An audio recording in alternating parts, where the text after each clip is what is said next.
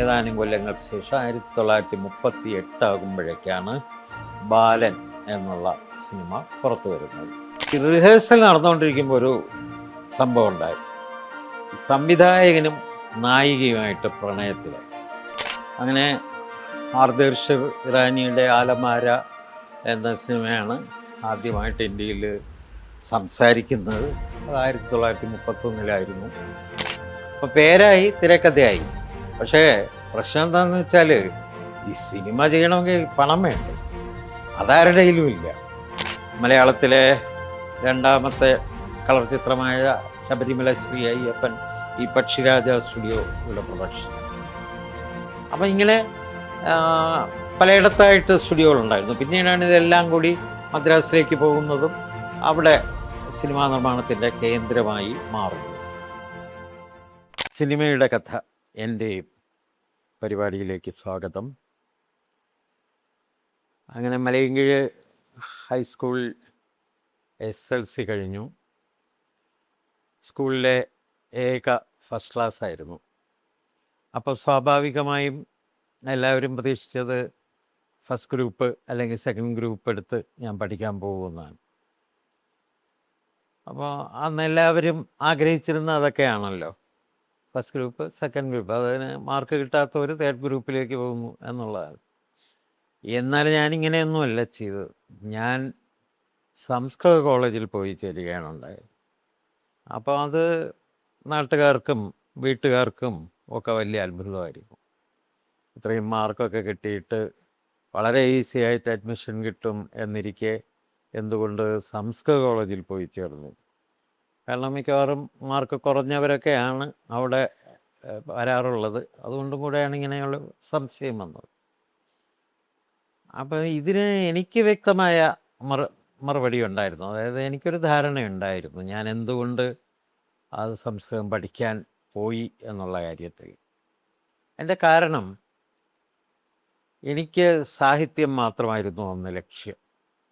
അന്ന് സിനിമ ഈ വളരെ കുറച്ച് ഒറ്റ കൈവിരലിലെണ്ണാവുന്നത്രയല്ലേ കണ്ടിട്ടുള്ളൂ. അതിനോട് പ്രത്യേകിച്ച് ഒരു ആഭിമുഖ്യത്തിലേക്ക് വന്നിട്ടുമില്ല. കൗതുകമുണ്ട്, അതിനപ്പുറമൊന്നുമില്ല. അപ്പോൾ സാഹിത്യമായിരുന്നു ഏറ്റവും വലിയ ലക്ഷ്യം. അപ്പോൾ ആ സമയത്ത് തന്നെ ഞാൻ വിചാരിച്ചിരുന്നു എനിക്കൊരു സാഹിത്യകാരനാകണം. അപ്പോൾ പലതിലും അച്ചടിച്ച് വരുന്നുണ്ടല്ലോ സാഹിത്യകൃതികളൊക്കെ. അപ്പോൾ ഞാൻ സാഹിത്യം കൊണ്ട് മാത്രം ജീവിക്കാൻ പറ്റുമോ എന്നൊരു സംശയം തീർച്ചയായിട്ടും ഉണ്ടാകാം. അതിന് ഞാൻ കണ്ട മറുപടി എന്ന് പറയുന്നത്, അങ്ങനെയാണെങ്കിൽ വല്ല പ്രസിദ്ധീകരണങ്ങളുടെയും എഡിറ്ററായിട്ട് കഴിയാം. സാഹിത്യ പ്രസിദ്ധീകരണങ്ങളുടെ എഡിറ്ററാവാം, ഒപ്പം എഴുതുകയും ചെയ്യാം. അപ്പോൾ അച്ഛൻ ഇങ്ങനെ എഡിറ്ററായിട്ട് വർക്ക് ചെയ്യുന്നത് ഞാൻ കണ്ടിട്ടുണ്ടല്ലോ. അപ്പോൾ അതുകൊണ്ട് അത് മതി ജീവിതത്തിൽ, സാഹിത്യം എന്നൊരൊറ്റ ലക്ഷ്യം. അപ്പോൾ അങ്ങനെ മലയാളത്തിൽ നന്നായിട്ട് എഴുതുന്നതിന് വേണ്ടി, മലയാള ഭാഷ നന്നാവുന്നതിന് വേണ്ടി സംസ്കൃതം അടിത്തറയായിട്ടുണ്ടാവുന്നത് നല്ലതാണല്ലോ എന്ന് തോന്നിയത് കൊണ്ടാണ് ഞാൻ സംസ്കൃതത്തിന് പോയി ചേർന്നത്. അപ്പോൾ എനിക്ക് എൻ്റെ വഴിയെ സംബന്ധിച്ചിടത്തോളം പൂർണ്ണമായ ബോധ്യമുണ്ടായിരുന്നു. പക്ഷെ മറ്റാർക്കും അതില്ലായിരുന്നു. പിന്നെ എനിക്ക് ഏറ്റവും വലിയ സപ്പോർട്ട് കിട്ടിയത് അച്ഛനിൽ നിന്നാണ്. കാരണം അച്ഛനത് ഇഷ്ടപ്പെട്ടു, ഞാൻ സംസ്കൃതമാണ് എടുത്തത് എന്നുള്ളത്. അങ്ങനെ സംസ്കൃത കോളേജിൽ ചെന്ന് ചേരുന്നു. അപ്പോഴവിടെ ചെല്ലുമ്പോഴാണ് അറിയുന്നത് ഒരു സ്കോളർഷിപ്പ് കൊണ്ട്. അപ്പോൾ കൂടുതൽ മാർക്ക് വാങ്ങിയ കുറേ ആളുകൾക്ക് സ്കോളർഷിപ്പുണ്ട്. അതിൽ നിശ്ചയമായിട്ട് ഞാൻ ആ കൂട്ടത്തിലുണ്ട്. അപ്പോൾ ആ സ്കോളർഷിപ്പ് തുക കിട്ടുമ്പോൾ അത് വാങ്ങി അതേപോലെ അമ്മയെ ഏൽപ്പിക്കുകയായിരുന്നു പതിവ്. പിന്നീട് അങ്ങോട്ട് സിനിമയ്ക്കൊക്കെ പോകേണ്ടി വന്നപ്പോൾ മറ്റ് ചിലവുകൾക്കായിട്ട് തരുന്ന പൈസയിൽ നിന്ന് ലുബ്ധിച്ച് ഒക്കെയാണ് സിനിമാ തിയേറ്ററിൽ പോയി ഏറ്റവും ചെറിയ ടിക്കറ്റ് എടുത്ത് സിനിമ കാണുന്നത്. പക്ഷെ അതൊക്കെ വേണ്ടി വന്നത് കുറച്ചുകൂടെ കഴിയുമ്പോഴാണ്. അങ്ങനെ തിരുവനന്തപുരത്തെത്തി വീട്ടിൽ നിന്നൊരു ബസ്സിൽ കയറിയാണ് വരുന്നത്. വൈകുന്നേരം ബസ് കയറി തിരികെ വീട്ടിലേക്ക് പോകും. പക്ഷേ ഈ സംസ്കൃത കോളേജിലെ പഠനം എനിക്ക് വലിയ താല്പര്യം ഉണ്ടാക്കിയില്ല. അതിന് കാരണം എന്ന് വെച്ചാൽ, ഈ അധ്യാപകർ ഒക്കെ പഠിപ്പിക്കുന്നു, പക്ഷെ അവർ പഠിപ്പിക്കുന്ന വിഷയത്തോടൊരു താല്പര്യം ഇല്ല എന്നൊരു എനിക്ക് തോന്നി. ഇപ്പം സാഹിത്യം പഠിപ്പിക്കുന്നയാൾ കാളിദാസൻ്റെ വർണ്ണനകൾ ഒക്കെ പറയുമ്പോൾ ഒരു തരം ചിരിയോടെയാണ് പറയുന്നത്. അത് നന്നായതുകൊണ്ട് അങ്ങനെ എഴുതി, ഇപ്പോഴാണെങ്കിൽ അങ്ങനെയല്ല. അതിൻ്റെ യഥാർത്ഥമായ ഒരു രസനീയത ആസ്വദിച്ച് നമുക്ക് നമ്മിലേക്ക് പകരുന്നില്ല എന്നൊരു തോന്നൽ എനിക്ക് വന്നു. അതുകൊണ്ടാണ് എനിക്കത് ഒരു അല്പം ബോറടിച്ചത്. അതുകൊണ്ട് ഞാൻ എന്ത് ചെയ്യുമെന്ന് വെച്ചാൽ, രാവിലെ ക്ലാസ് കട്ട് ചെയ്തിട്ട് പബ്ലിക് ലൈബ്രറിയിൽ പോയിരിക്കും. അവിടുത്തെ റീഡിംഗ് റൂമിൽ പോയി മിക്കവാറും കിട്ടുന്ന മാഗസിൻസ് മുഴുവൻ വായിക്കും. അങ്ങനെ അവിടുന്ന് പുസ്തകം എടുക്കും. അതുപോലെ ഉച്ചയ്ക്ക് ശേഷം സിനിമയ്ക്ക് പോകാൻ തുടങ്ങി. അപ്പം ഞാൻ SLC വരെ വീട്ടിലറിയാതെ ഞാൻ സിനിമയ്ക്കൊന്നും പോയിട്ടില്ലല്ലോ. വീട്ടിൽ നിന്ന് കൊണ്ടുപോകുന്നത് അനുസരിച്ചാണ് സിനിമയ്ക്ക് പോയിട്ടുള്ളത്. അല്ലാതെ സ്വന്തം നിലയ്ക്കൊന്നും സിനിമയ്ക്ക് പോയിട്ടേ ഇല്ല. പക്ഷേ ഇങ്ങനെ തിരുവനന്തപുരത്ത് പഠിക്കാനെത്തിയതോടുകൂടി ഒരു സ്വാതന്ത്ര്യം കിട്ടുകയും അത് ഞാൻ ഈ തിയേറ്ററുകളിൽ ആഘോഷിക്കുകയും ചെയ്തു. അപ്പോൾ തിയേറ്ററിൽ പോകും ഉച്ചയ്ക്ക് ശേഷം. അന്നും അങ്ങനെയാണ് ഷോ. ഇന്നത്തെ മാതിരിയുള്ള പല സമയങ്ങളിലുള്ള ഷോ അല്ല, കൃത്യമായിട്ട് 3 ഷോയാണ്. മാറ്റിനി, ഫസ്റ്റ് ഷോ, സെക്കൻഡ് ഷോ. ഇതിൽ മാറ്റിനിയാണ് നമുക്ക് സൗകര്യം. മാറ്റിനി കഴിയുമ്പം കോളേജ് വിട്ട് കഴിഞ്ഞിട്ടും കുറച്ച് സമയം കൂടെ ഉണ്ടാവും. അത് എന്തുകൊണ്ട് താമസിച്ചു എന്നുള്ള ചോദ്യങ്ങളൊക്കെ ഉണ്ടാവും. പക്ഷേ ഞങ്ങളെ നാട്ടിലേക്കുള്ള ബസ്സെല്ലാം പലപ്പോഴും നിറഞ്ഞു കവിഞ്ഞൊക്കെയാണ് പോകുന്നത്. അതുകൊണ്ട് തിരക്കില്ലാത്ത ബസ് നോക്കി നിന്നു എന്നൊക്കെ ഒരു സമാധാനം പറയും. അങ്ങനെ സിനിമകൾ കാണാൻ പോകും. സിനിമകൾ കാണാൻ പോയി മലയാളം സിനിമകൾ കാണുന്നു. മലയാളം സിനിമകൾ തൃപ്തിപ്പെടുത്തുന്നില്ല, ഇത് പോരാ എന്നൊരു തോന്നൽ ഉണ്ടാകുന്നു. അങ്ങനെ തമിഴ് സിനിമ കണ്ടു നോക്കി. അപ്പോൾ തോന്നിയത് നമ്മൾ മലയാള സിനിമയുടെ അത്രയും ആവുന്നില്ലല്ലോ എന്ന് തോന്നുന്നു. ഹിന്ദി സിനിമ കണ്ടു നോക്കി, അതും പിടിക്കുന്നില്ല. പിന്നെ ആദ്യമായിട്ട് ഒരു ഇംഗ്ലീഷ് ചിത്രം കാണുന്നത് സൗണ്ട് ഓഫ് മ്യൂസിക്കാണ്.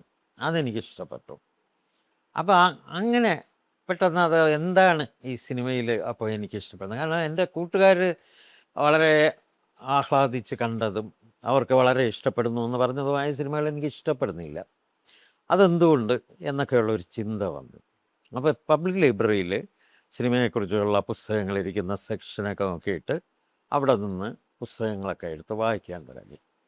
അങ്ങനെ മലയാള സിനിമ കാണുകയും കൂടി ചെയ്യുന്നു. മലയാള സിനിമ കാണുമ്പോഴേക്ക് ഞാൻ ഈ മലയാള സിനിമ വന്ന വഴികളെക്കുറിച്ചും ചിന്തിക്കുന്നുണ്ട്. അപ്പം നമ്മൾ പറഞ്ഞതുപോലെ 1932 രണ്ടാമത്തെ നിശബ്ദ സിനിമ വന്നു. അതിനുശേഷം ഏതാനും കൊല്ലങ്ങൾക്ക് ശേഷം 1938 ആകുമ്പോഴേക്കാണ് ബാലൻ എന്നുള്ള സിനിമ പുറത്തു വരുന്നത്. മോഡേൺ തിയേറ്റേഴ്സാണ് ആ ചിത്രം നിർമ്മിച്ചിരിക്കുന്നത്. TR സുന്ദരം ആണ് അതിൻ്റെ നിർമ്മാതാവ്. അപ്പോൾ ആ സിനിമയിലേക്ക് വരുന്നതിന് മുമ്പ് അതെങ്ങനെ ഉണ്ടായി ആ ചിത്രം എന്നുള്ളതിനെക്കുറിച്ചുള്ള ചില അനുഭവങ്ങളൊക്കെ ഉണ്ട്. അത് ഡയറക്റ്റായിട്ട് അങ്ങനെ ഒരു മലയാള സിനിമ ഉണ്ടാവുകയല്ല, മറിച്ച് ഈ കുറച്ച് ആളുകൾ, കുറച്ച് മലയാളികൾ ഒക്കെ ഒരു സിനിമ മലയാളത്തിൽ സംസാരിക്കുന്ന ഒരു സിനിമ ഉണ്ടാവണം എന്ന് ആഗ്രഹിക്കുന്ന കാലം. അപ്പോൾ ആദ്യമായിട്ട് ഇന്ത്യൻ സിനിമ സംസാരിച്ചത് 1931 പറഞ്ഞു. ഈ 1931 തന്നെയാണ് ആദ്യമായിട്ട് സംസാരിക്കുന്ന സിനിമ ദക്ഷിണേന്ത്യൻ ഭാഷകളിൽ മിക്കതിലും വരുന്നത്. അത് ആർദേശ്വർ ഇറാനി എന്ന് പറയുന്ന ആദ്യ ഹിന്ദി ചിത്രത്തിൻ്റെ നിർമ്മാതാവ് തന്നെയാണ് ഈ ചിത്രങ്ങളുമൊക്കെ നിർമ്മിക്കുന്നത്. പക്ഷെ മലയാളത്തിൽ ആരും അതിനുവേണ്ടി ഒരുമ്പെട്ടില്ല. കാരണം താരതമ്യേന ചെറിയ ഭാഷയാണ്, സിനിമ വിജയിക്കുമോ എന്നുള്ള സംശയമുണ്ട്. അതുകൊണ്ട് മലയാളത്തിൽ അങ്ങനെ സംസാരിക്കുന്ന സിനിമ നിർമ്മിക്കാനായിട്ട് ആരും മുന്നോട്ട് വന്നില്ല. അപ്പോഴേക്കും നമ്മുടെ ഈ കേരളത്തിൽ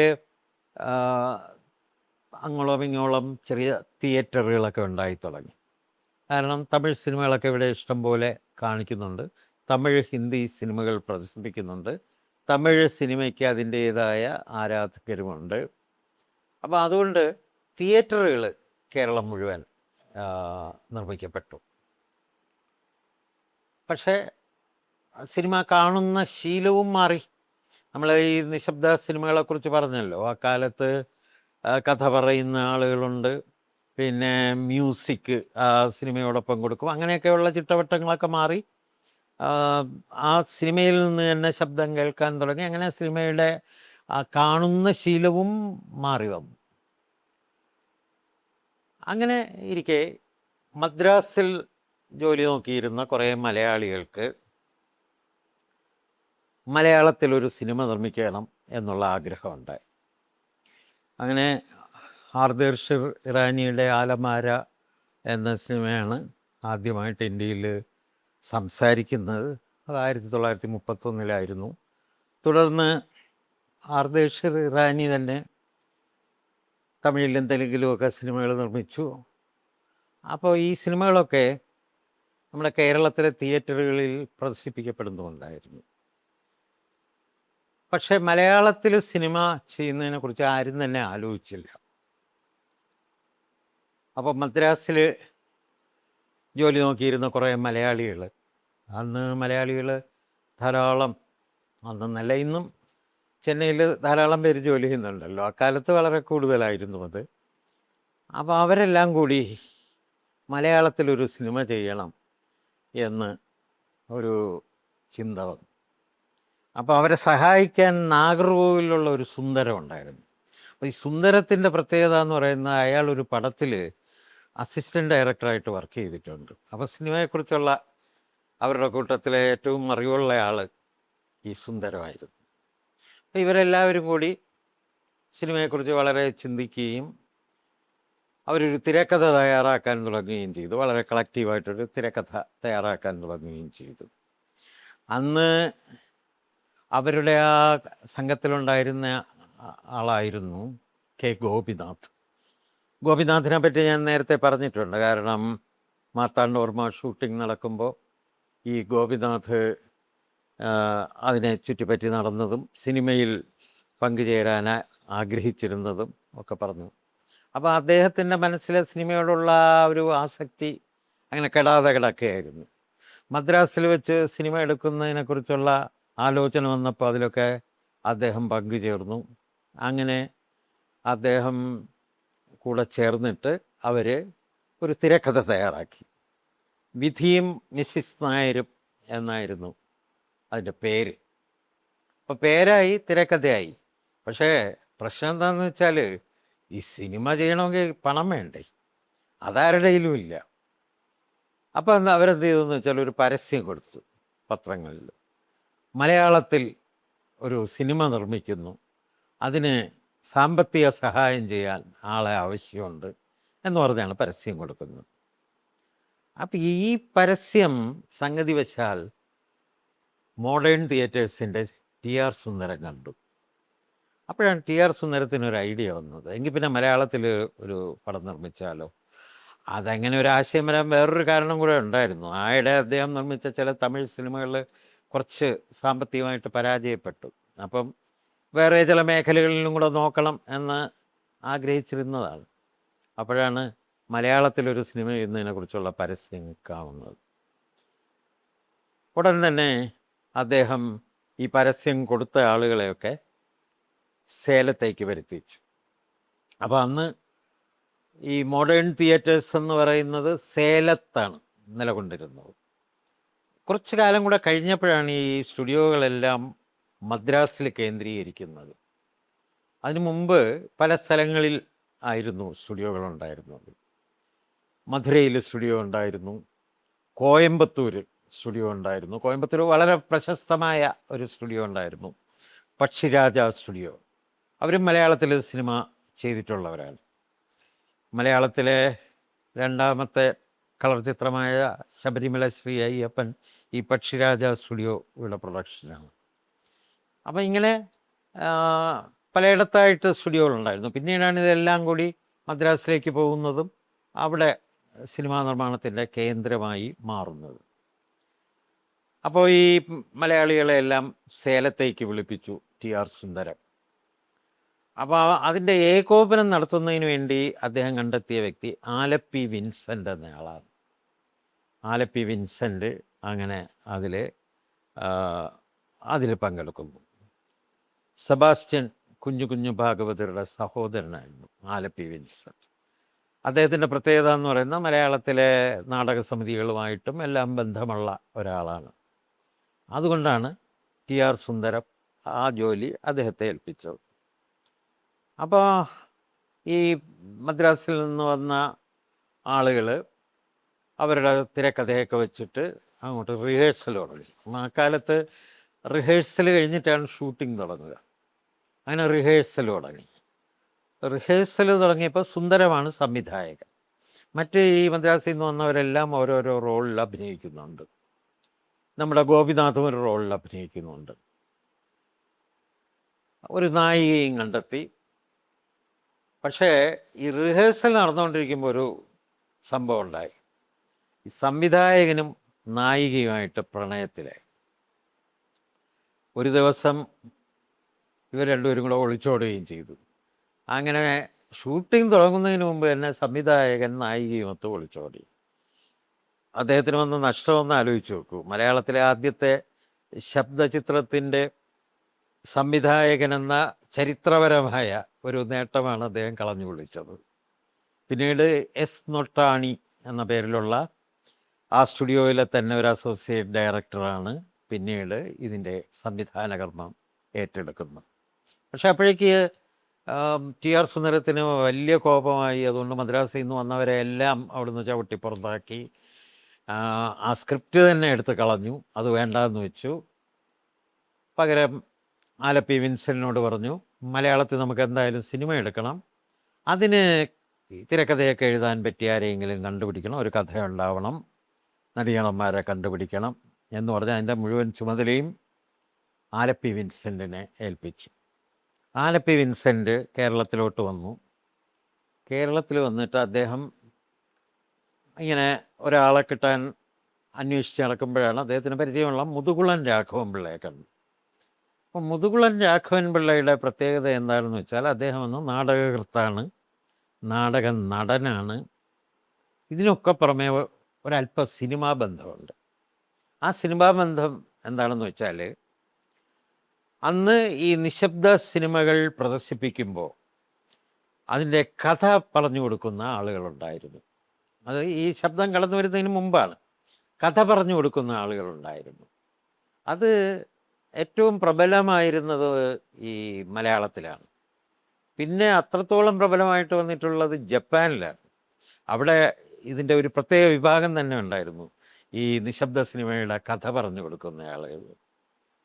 നിശബ്ദ സിനിമ അവസാനിച്ച് സിനിമയിൽ ശബ്ദം കടന്നു വന്നപ്പോൾ അവർ വലിയ ബഹളം ഉണ്ടാക്കി, സമരമൊക്കെ നടത്തി അവിടുത്തെ ഈ കഥ പറച്ചിലുകാർ. കാരണം അവരുടെ തൊഴിൽ പോവുകയാണല്ലോ. ഇവിടെ അങ്ങനെയൊന്നും ഉണ്ടായില്ല.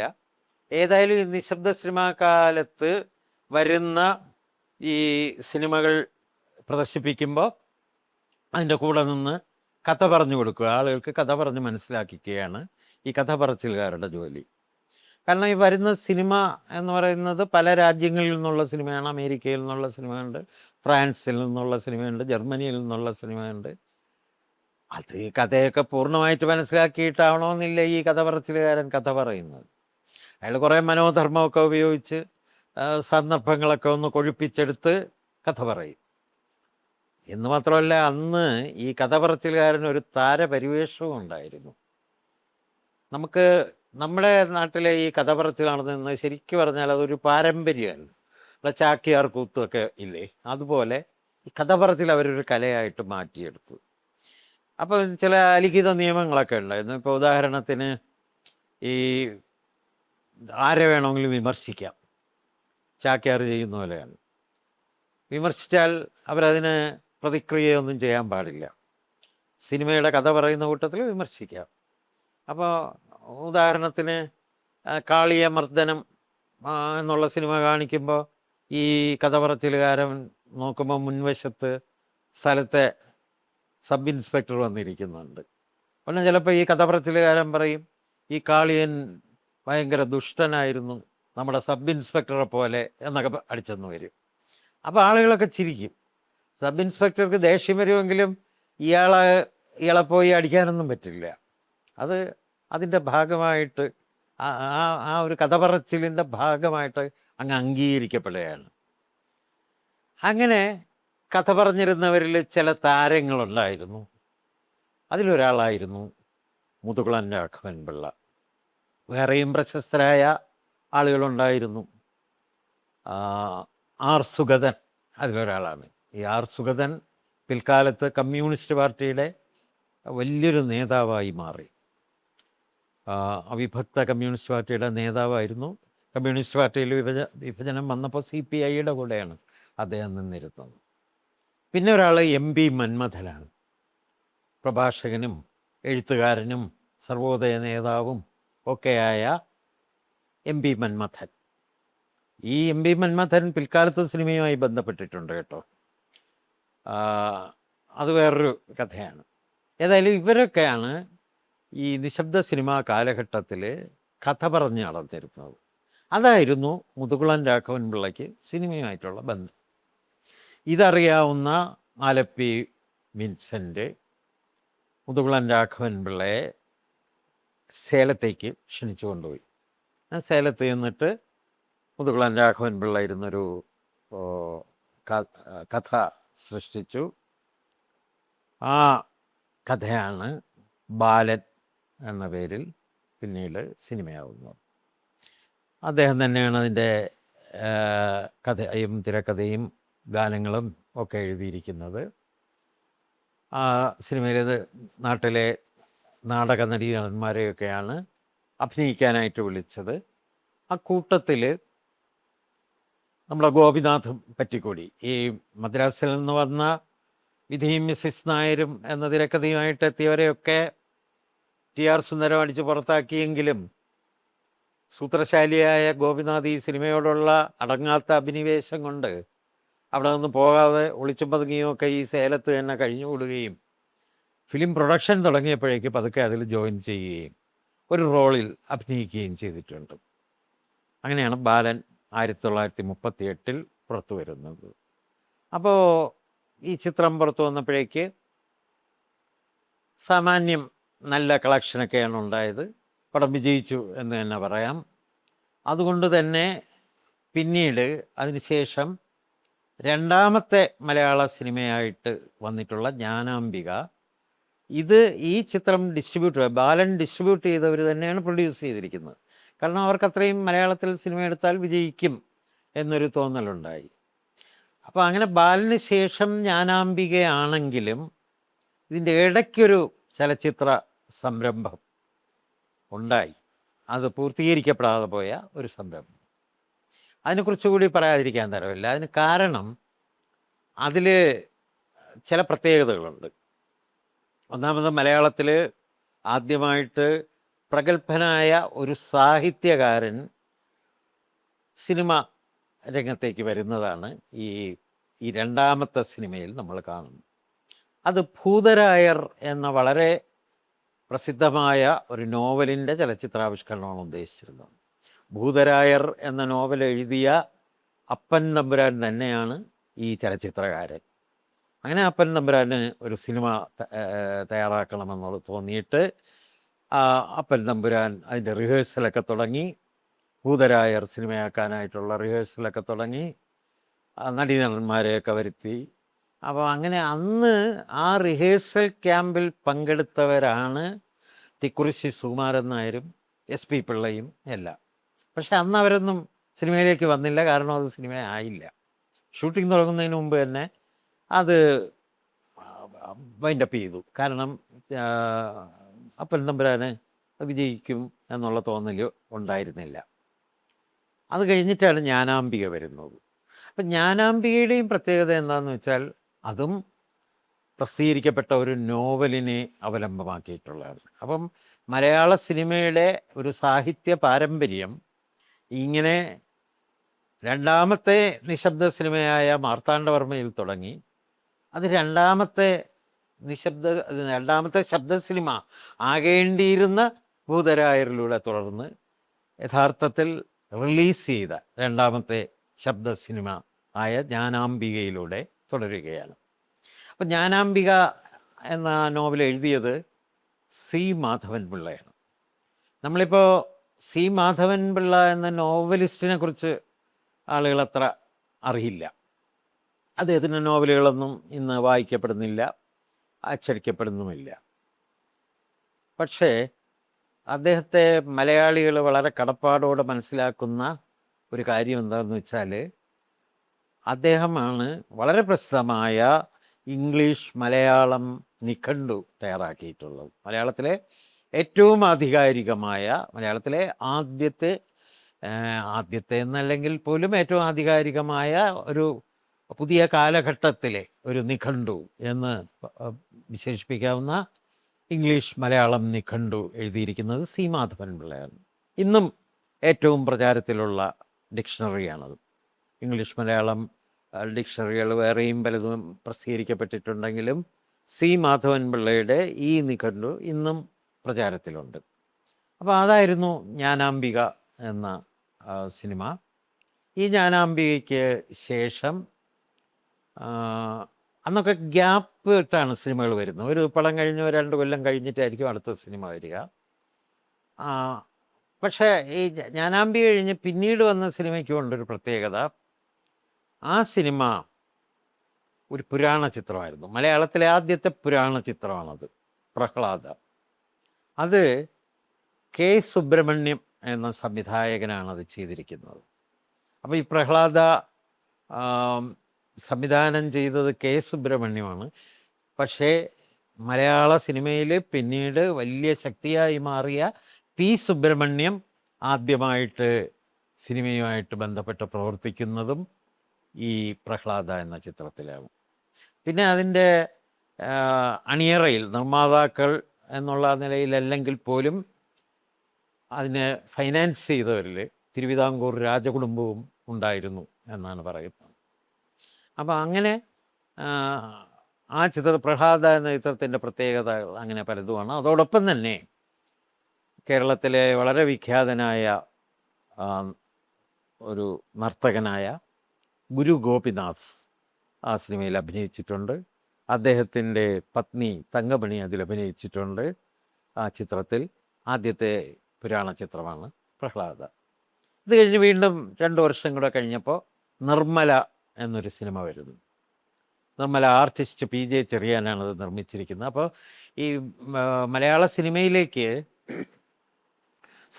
കലയുടെയും സാഹിത്യത്തിൻ്റെയും ഭിന്ന മേഖലകളിൽ നിന്നൊക്കെ ആളുകൾ വന്നു തുടങ്ങുന്ന ഒരു ഘട്ടമാണത്. അങ്ങനെ സാഹിത്യകാരനായ അപ്പൻ തമ്പുരാന് അതിനോട് ആകർഷണമുണ്ടായി. സി മാധവൻ പിള്ളയുടെ നോവലെടുക്കുന്നു. ഈ പി ജെ ചെറിയാനാണെങ്കിൽ ഒരു ഫോട്ടോഗ്രാഫറായിരുന്നു. അദ്ദേഹം ഒരു സിനിമ ചെയ്തു, നിർമ്മല. ആ സിനിമയുടെ പ്രത്യേകത എന്തായിരുന്നു എന്ന് വെച്ചാൽ, ആ സിനിമയിലാണ് ആദ്യമായിട്ട് പ്ലേ ബാക്ക് സിസ്റ്റം ഉണ്ടാകുന്നത്, അതായത് പിന്നണി ഗാന സമ്പ്രദായം. അപ്പോൾ അതുവരെ എങ്ങനെയാണ് പാട്ടുകൾ സിനിമയിൽ വന്നിരുന്നതെന്ന് വെച്ചാൽ, ഈ സംഭാഷണത്തോടൊപ്പം തന്നെ പാട്ടുകളും റെക്കോർഡ് ചെയ്യുകയാണ്. അതായത് ഓർക്കസ്ട്രയോടുകൂടി ഈ ക്യാമറയുടെ പിന്നിലായിട്ട് സംഗീതത്തിൻ്റെ ആളുകൾ കാണും. ഈ നടനും നടിയും തന്നെ ആയിരിക്കും പാട്ട് പാടുന്നത്. ഓർക്കസ്ട്ര മാത്രം ക്യാമറയിൽ പ്രത്യക്ഷപ്പെടാതെ പുറകിലുണ്ടാവും. അപ്പോൾ അതുകൊണ്ട് ഉള്ള പ്രശ്നമെന്ന് പറയുന്നത്, ഈ നായികയും നായകനും ഒക്കെ അഭിനയം അറിഞ്ഞാൽ മാത്രം പോരാ, അവർക്ക് പാടാനും കൂടി അറിയണം. കാരണം പാട്ട് പാടേണ്ടതും അവർ തന്നെയാണല്ലോ. അപ്പോൾ അതിൻ്റെ പരിമിതികളൊക്കെ ഉണ്ടായിരുന്നു. പക്ഷെ നിർമ്മല എന്ന സിനിമ വന്നപ്പോൾ അതിൽ പിന്നണി സമ്പ്രദായവും ഉപയോഗിച്ചതോടുകൂടി പാട്ട് നേരത്തെ റെക്കോർഡ് ചെയ്യുന്ന സിസ്റ്റം വന്നു. പിന്നീട് നടീനടന്മാർ ആ പാട്ടുകൾക്കനുസൃതമായിട്ട് അവരുടെ ചുണ്ടു വിടർത്തിയാൽ മാത്രം മതിയാകുമെന്നുള്ള അവസ്ഥയാണ്. അങ്ങനെ വന്നപ്പോൾ നല്ല പാട്ടുകളുണ്ടായി. പാട്ടുകൾ ഏറ്റവും നല്ല ഗായകർ തന്നെ പാട്ടുകൾ പാടി. ഈ നടീനടന്മാർക്ക് ഒരുപക്ഷെ പാടാൻ അറിഞ്ഞുകൂടെങ്കിൽ പോലും അവർക്ക് പാടി അഭിനയിക്കാൻ കഴിയും എന്ന് വന്നു. അത് നിർമ്മലയിലാണ് ആ മാറ്റം സംഭവിക്കുന്നത്. പിന്നെ നിർമ്മലയുടെ പ്രത്യേകത, അന്നത്തെ ഗാനരചയിതാക്കൾ എന്ന് പറയുന്നത് വലിയ കവികളൊന്നും ആയിരുന്നില്ല. തുമ്പമൺ പത്മനാഭൻകുട്ടി എന്നൊക്കെ പറഞ്ഞിട്ടുള്ള ചില ആളുകളൊക്കെ ആയിരുന്നു. പക്ഷേ അതിൽ അറിയപ്പെടുന്ന ഒരു കവി ഗാനങ്ങൾ രചിച്ചു നിർമ്മലയിൽ. അത് മഹാകവി ജി ശങ്കരക്കുറുപ്പാണ്. അദ്ദേഹം ഗാനരചന നിർവഹിച്ച ഏക ചിത്രമാണ് നിർമ്മല.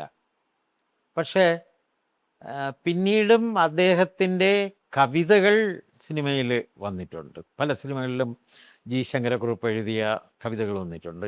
ഇന്ന് ഞാൻ നാളെ നീ, സൂര്യകാന്തി, പിന്നെ ശ്രാന്തമമ്പരം, നിതാഘോഷ്മള സ്വപ്നാക്രാന്തം അദ്ദേഹത്തിൻ്റെ വരികളാണ്. അതൊക്കെ കവിതകളാണ്. കവിതകൾ പല പല സിനിമകളിൽ പ്രത്യക്ഷപ്പെട്ടിട്ടുണ്ട്. പക്ഷെ ഗാനരചയിതാവായി സിനിമയ്ക്ക് വേണ്ടി ഗാനം രചിച്ചത് ഈ നിർമ്മല എന്ന ചിത്രത്തിന് വേണ്ടിയാണ്. അപ്പോൾ അങ്ങനെ മലയാള സിനിമയിൽ ഓരോരോ മാറ്റങ്ങളായിട്ട് വന്നുകൊണ്ടിരിക്കുന്നു. അത് കഴിഞ്ഞ് 1948 ആകുമ്പോഴാണ് ഉദയ സ്റ്റുഡിയോ രൂപം കൊള്ളുന്നത്. അന്ന് സമൂഹത്തിൽ വളരെ പ്രസിദ്ധിയുള്ള ആളുകളൊക്കെ ആയിരുന്നു അതിൻ്റെ പാർട്ട്നേഴ്സായിട്ട് കൂടിയത്. അതിൻ്റെ പെയ്ഡ് സെക്രട്ടറി ആയിട്ട് അന്ന് ഒരു അബ്കാരി കോൺട്രാക്ടറായിരുന്ന കുഞ്ചാക്കോ വന്നു. അപ്പം ഇതിൻ്റെ ഇതിനു വേണ്ടി സഹകരിച്ച ആളുകളിൽ ടി വി തോമസ് അടക്കമുള്ള ആളുകളൊക്കെ ഉണ്ടായിരുന്നു. പക്ഷെ പിന്നീട് അവർക്കൊക്കെ താല്പര്യം നശിച്ചു കഴിഞ്ഞപ്പോൾ അത് കുഞ്ചാക്കോ മാത്രമായിട്ട് ഏറ്റെടുക്കുകയും ഈ ഉദയ സ്റ്റുഡിയോ കുഞ്ചാക്കോയുടേത് മാത്രമായി തീരുകയും ചെയ്തു. അപ്പോൾ അവർ ആദ്യമായിട്ട് എടുത്ത ചിത്രമായിരുന്നു വെള്ളി നക്ഷത്രം. പിന്നെ അത് കഴിഞ്ഞ് നല്ല തങ്ക എന്ന സിനിമ എടുക്കുന്നു. വെള്ളി നക്ഷത്രത്തിലൂടെ ഒരു പുതുമുഖത്തെ അവർ കൊണ്ടുവരുന്നു. അതാണ് മിസ് കുമാരി. അപ്പോൾ 1948 ആവുന്നു. അത് കഴിഞ്ഞ് 2 വർഷം കൂടെ കഴിയുമ്പോഴാണ് മലയാളത്തിൽ 5 ചിത്രങ്ങൾ ഒന്നിച്ച് പ്രത്യക്ഷപ്പെടുന്നത്.